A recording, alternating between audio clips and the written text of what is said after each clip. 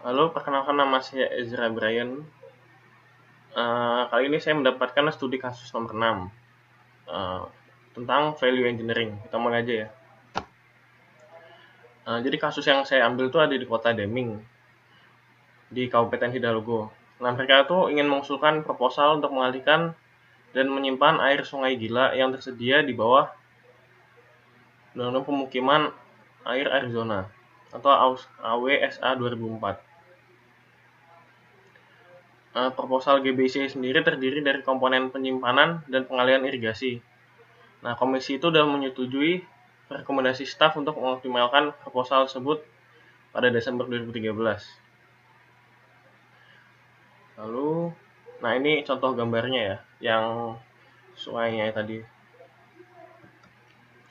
Nah, pertama-tama kita deskripsikan dulu proyeknya.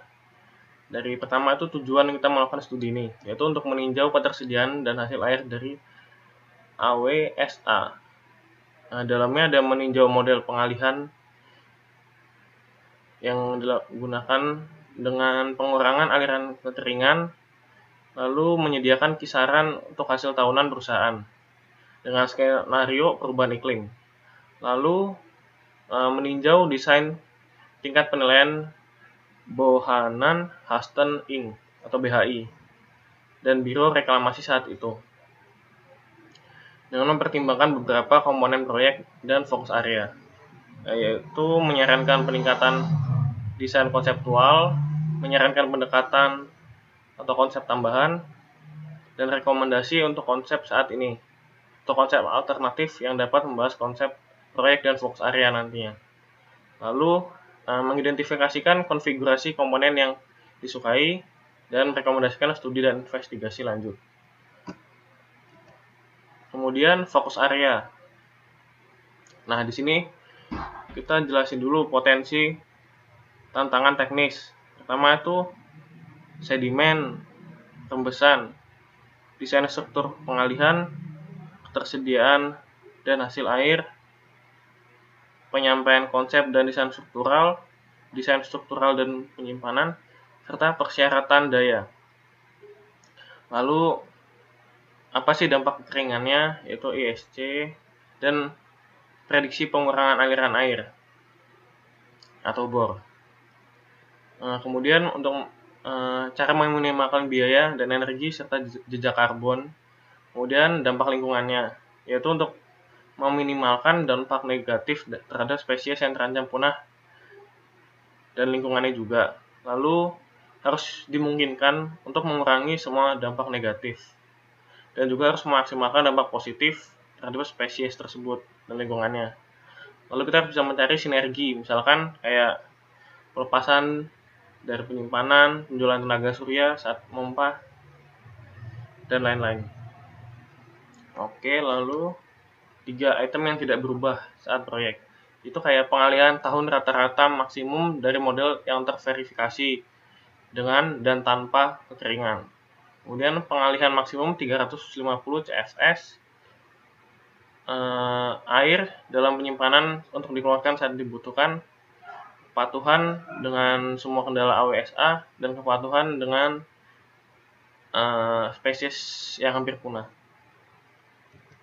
Nah, ini langkah-langkah yang kita gunakan. Yaitu pertama yang itu adalah mengembangkan pernyataan tujuan dan kebutuhan apa aja sih yang kita perlukan dan harus dalam bentuk yang pasti dan ringkas. Lalu yang kedua, kita harus melakukan penyelidikan terhadap yang pertama itu simulasi terpadu elemen pasokan air dan sistem operasi utama, meliputi waktu, jumlah, dan sebagainya. Lalu yang kedua adalah pemodelan hidrolik yang terperinci dari struktur pengalihan. Jadi kalau mau bikin kayak gitu, kita harus sudah punya model dulu yang jelas bentuknya kayak gimana. Lalu yang ketiga adalah penilaian terperinci terhadap perubahan iklim. Jadi kayak kalau kita buat ini nanti iklimnya ada perubahan nggak kayak gitu. Kemudian langkah ketiga itu memperbaiki konfigurasi dan ukuran komponen utama. Kita bisa ganti-ganti nanti bentuknya kayak gimana konfigurasinya. Pokoknya yang biaya paling murah dan paling menguntungkan. Lalu melakukan penyelidikan geoteknik tambahan untuk lokasi reservoir yang terpilih. Jadi harus jelas nanti kayak gimana geotekniknya. Lalu meninjau kembali desain bendungan dan desain rembesan reservoir. Jadi harus ada kepastian dari desain bendungan tersebut, harus sudah jelas apa aja sih nanti ya dampaknya. Nah, ini kita bagi ada deskripsi cara pengerjaan. Jadi tahap 1 tuh ISC mengontrak BHI untuk mengidentifikasikan lokasi terbaik untuk dilakukan pengalihan dan lokasi penyimpanan di lembah, dan merancang struktur pengalihan, pengangkutan, dan saluran pipa tersebut ke cekungan Mimbres pada tingkatan penilaian 10%. Dengan menggunakan investigasi lapangan dan analisa desktop, konsultan menghasilkan dua alternatif untuk pengalihan dan penyimpanan laporan awal teknik atau PIR. Kemudian selanjutnya staf ISC akan mengontrak RJH konsultan untuk melakukan tinjauan teknis independen terhadap studi tahap 1 dari BHI tadi, lalu mengidentifikasikan masalah teknis yang penting yang signifikan bakal terjadi atau akan terjadi, dan memberikan rekomendasi tambahan untuk perbaikan. Nah, tinjauan RJH itu menunjukkan bahwa BHI telah menerapkan tingkat investigasi, pengumpulan data, dan analisis yang sesuai dengan untuk tingkat 10%. Meskipun ada beberapa masalah utama seperti hasil airnya, lokasi penyimpanan, dan sedimentasi yang tidak dapat ditangani secara memadai dalam draft final awal, dan berpotensi menciptakan tantangan teknis baru yang lebih signifikan. Nah, ini tahap keduanya. Tadi kan tahap 1. Jadi tahap kedua ini setelah menyelesaikan tahap 1, ISC mengontrak BHI untuk melakukan evakuasi rekayasa tahap 2 dari proposal sebelumnya, SWRWS, pada tingkat penilaian 10% juga. Dengan menggunakan investigasi lapangan tambahan tersebut termasuk survei batimetri, geomorfologi, dan pengambilan sampel geofisika atau geoteknik,